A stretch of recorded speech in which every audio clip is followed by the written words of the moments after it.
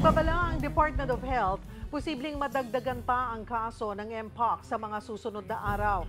Kasunod yan ng kumpirmasyon na naitala na ang unang kaso ng Mpox sa Pilipinas matapos magdeklara ang World Health Organization ng Global Health Emergency. Isang 33 anyos na lalaki mula sa Metro Manila ang pasyente.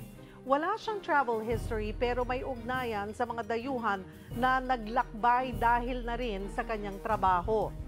Noong pang nagaraang linggo, itinuring na suspected case ang nasabing lalaki matapos lagnatin at magkaroon ng mga butlig o yung mga pantal na nagtutubig sa mukha, likod, batok, dibdib, tiyan, singit, palad, talampakan. Bago ito, ang huling naitalang Mpox case sa bansa ay noon pang nakaraang Disyembre. Para pag-usapan niya, nagkakasama natin si Dr. Arthur Desi Roman, isang infectious disease specialist at Vice President ng Philippine Society for Microbiology and Infectious Diseases. Magandang tanghali po sa inyo, Doc. Salamat po sa oras. Magandang tanghali, Cheryl. Doc, marami ang nabahala, lalo't walang travel history, itong bagong kaso ng Mpox sa Pilipinas. Masasabi po ba natin na mayroon ng local transmission? Cheryl, gusto ko i-clarify na noong 2022 ay nagkaroon na rin ng announcement ang World Health Organization ng PHEIC. Pero ang Mpox na strain na lumaganap noon ay yung galing sa Clade 2. Yung nare-report ngayon, yung panibagong PHEIC na declare galing sa Africa, specifically sa Congo, ay ang pangunahing strain na na-identify doon ay yung Clade 1B. So magkaiba yung dalawang yon. Sa ngayon, hindi pa natin alam kung ano ba yung Clade, kung naka-apekto dito sa pasyente natin na in-announce ng Department of Health. Although sinasabi nga na meron ng community transmission. Maaaring ang community transmission na nagaganap ngayon ay yun pang Clade 2 na nangyari noong 2022 at nakarating lang dito sa Pilipinas at kailangan pa natin kumpirmahin kung yun bang clade na naggaling sa department sa Democratic Republic of Congo ay nakarating na dito sa Pilipinas. So hindi pa po sinasabi kung ano ang meron dito po sa itong na-confirm po na case, yung 33-year-old. Ito ay ginagawan pa ng pag-aaral para malaman natin kung anong clade ba yung nag-infect dito sa kaso natin ngayon. Ano po ulit yon? Clot or clod? Clade. C-L-A-D-E. Okay. Or strain. Yun po ay parang it's a term for a strain. Kung ito, Tama. okay. Ito pong clod na to, Doc, ano po ang pagkakaiba noong 2022 sa ditong hinihinala natin na Clade 1-3 or 1? 1B. 1B. Okay. So yung Clade 1B, yung hinahanala, kaya tayo natatakot ngayon sapagkat yung lumalangganap na Clade 1B sa African region ngayon ay hininala na mas nakakahawa siya at in terms of presentation ay medyo mas malala. Mas marami yung mga lesions at mas nakakaapekto siya sa maraming tao, mas mabilis siyang kumalat compared dun sa Clade 2 na na-report noong 2022. Matagal po ba malaman yun, Doc? Kung anong clade mayroon itong 33-year-old natin na kababayan? Depende po. Ang RITN po ang gagawa ng determination kung ano po yung clade na lumalaganap. Kung ano po yung clade na naka-infect sa ating pasyente. Kasi since last week daw po ay itinuturing na itong suspected case.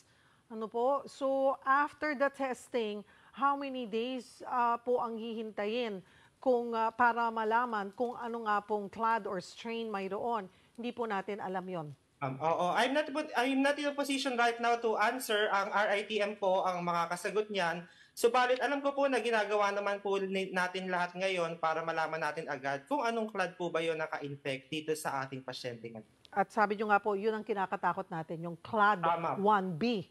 Gaano kabilis mahawahan po ng Mpox na may ganitong strain or Clade 1B? Yeah. May isa po yan sa mga dahilan. Medyo mas mabilis po siya compared to the other clades sapagkat dati po ay sabi nga nila, according to some virologists, ay hindi ganun kabilis kumalat yung Clade 2 pero itong Clade 1B ay mas mabilis siya. Isa siya sa mga dahilan, Cheryl, actually, kung bakit dineclare ang Mpox na PHEIC, not only because malala yung presentation, medyo mas mataas yung nare-report na initial mortality at mas mabilis siyang kumapit, especially within the close contacts ng mga pasyente na nagkaroon ng Mpox. When you say close contact, Doc, how close is that? Close contact, so we're talking about yung mga household contacts niya kasama sa bahay or yung mga tao na na-expose directly dun sa mga body fluids, secretions ng mga infected patients. Like natalsikan ng laway. Maaari yun, Pwede. maaari yun. May mga So yung mga kasama sa bahay na nag-aalaga kasi inililinis nila yung mga sugat ng walang proteksyon, yung mga healthcare workers halimbawa na inadvertently ay na-expose sapagkat inaalagaan nila yung mga pasyente, sila yung maaaring ma-expose, yung mga sexual contacts kasi 'di ba sexual contact will require very close activities. Isa yan sa mga pangunahing mode of transmission nitong Mpox. May mga nangangamba po kasi, Doc, na baka magresulta to ng panibago na namang pandemya.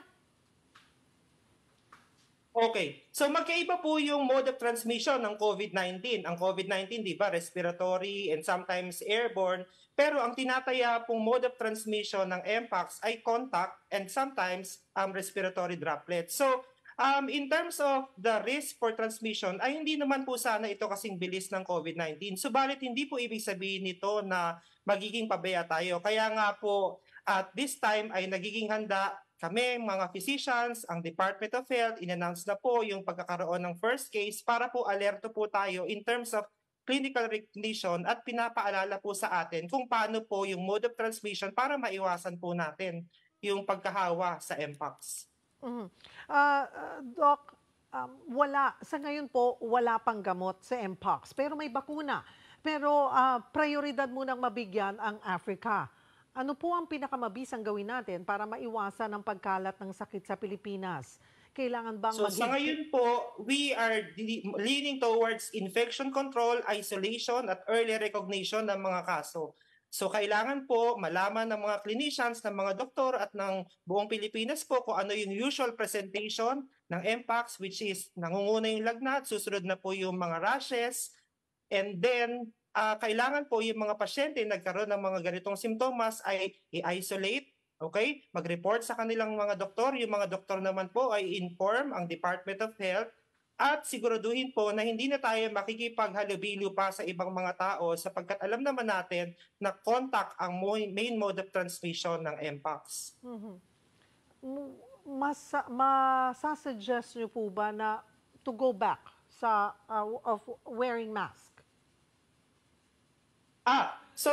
At this time po, yung wearing mask is part of our minimum public health standard. Okay? So in general, hindi naman po nire-recommend ang pag-wear ng mask in terms of prevention ng Mpox. Kasi nga po, close contact, ang main mode of transmission. Subalit, sa mga healthcare workers, sa mga ospital, sa mga doktor, sa mga nurses na mag-aalaga po sa mga pasyente na confirmed or suspected Mpox, definitely po kailangan nilang protektahan nila yung kanilang sarili.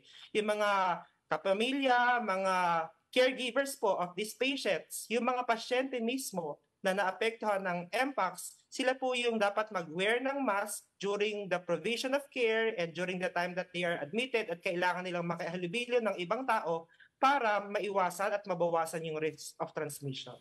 Siguro po, ang panghuli na lamang, baka may karagdagan po tayong paalala sa ating mga kababayan, Doc. Ngayon po, hindi po panahon para mag-panic tayo. Alam naman po natin na nandiyan ng Mpox, there will always be the threat ng emerging infectious diseases. Subalit ang mahalaga po ngayon ay makilala natin ang sakit na ito para pag na-recognize natin, kumonsulta ng doktor at gawin po natin yung mga nararapat na infection control. Huwag po tayong masyadong mag-expose sa matataong mga lugar at kung tayo ay may sakit ay mag-isolate po muna tayo hanggang makasigurado tayo na hindi Mpox yung nakaduma po sa atin na karamdaman. Marami pong salamat sa inyong oras, Dr. Arthur Desi Roman ng Philippine Society for Microbiology and Infectious Diseases.